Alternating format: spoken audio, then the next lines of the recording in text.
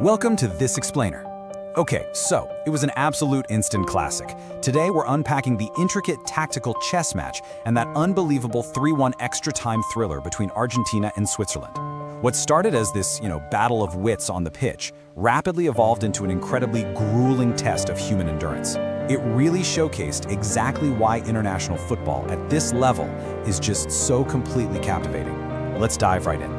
If you were watching this match, you were probably asking yourself the exact same question that was looming over the whole stadium. Seriously, how do you break down an unbreakable wall on the grandest stage in international football? I mean, you've got a team like Argentina, widely considered one of the most dangerous attacking units on the planet, facing off against this fiercely resilient Switzerland squad playing with absolutely zero margin for error. Something has to give, right? But for a very long time in this match, nothing did. It just became this pure 120-minute war of attrition. Right from the high-intensity kickoff at minute 0, neither team backed down even an inch. That relentless energy forged a super tense 90-minute deadlock, with both core defenses holding totally strong at 1-1. But, as we'll see, it's in those critical moments right at the 91st minute when extra time kicks off that fresh legs and some massive tactical shifts completely change the complexion of the tie, ultimately taking us to that final whistle at 120 minutes, with Argentina claiming a really hard-fought 3-1 victory. Section 1. The tactical stalemate.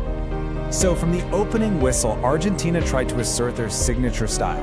They desperately wanted to dominate those central spaces, using their fluid possession sequences to split the lines and create those quick, snappy combination plays right near the penalty box. But Switzerland's midfield pivot, they worked tirelessly to disrupt that exact rhythm. They simply weren't having it. The Swiss constantly forced Argentina out into the wide areas, which effectively made the Albiceleste rely on crosses. And honestly, that played right into Switzerland's hands. And Switzerland's success in those first 90 minutes hinged entirely on a ruthlessly executed low block. If you're not super familiar, a low block is basically this deeply defensive setup where a team drops back, stays incredibly narrow, and completely denies the opponent that central penetration they crave. Instead, they invite the attacking team forward, absorb all that pressure, and wait for swift counterattacking opportunities. The Swiss executed this with just phenomenal discipline under immense pressure. Their shape was incredibly compact. Whenever Argentina actually managed to find a rare little pocket of space, the Swiss center backs reacted instantly. We're talking about defenders literally throwing their bodies on the line to block dangerous goal-bound efforts. You can only imagine the sheer amount of ice baths they needed after that shift. And because they successfully forced Argentina out wide, Switzerland could rely heavily on their sheer aerial dominance to just head away cross after cross during regular time. It was an absolute defensive masterclass in frustration, turning the match into a brutal physical test for the Argentine frontline. But here's the thing, Argentina didn't just fold under this frustration. Despite hitting that Swiss wall again and again, Alexis Mac Allister really emerged as the unsung hero in the engine room. Operating right in the thick of it, Mac Allister consistently shielded the ball under intense pressure. His ability to hold possession allowed Argentina to pin Switzerland deep inside their own defensive third for extended stretches of play. He basically provided the crucial structural stability that kept Argentina from losing their shape, keeping them in control and probing for weaknesses even when the box grew totally chaotic.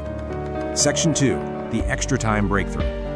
That brings us to the hero of the hour, wearing the iconic number 22 kit, Lautaro Martínez.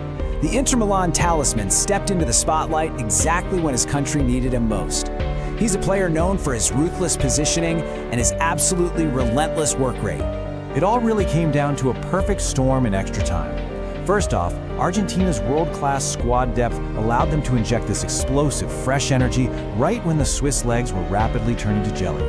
I mean, after chasing the ball for 90 minutes, that sheer exhaustion led to severe communication breakdowns inside the Swiss box. That physical drop-off and the collapse of the defensive line opened up the exact gaps Martinez needed to strike with immense precision.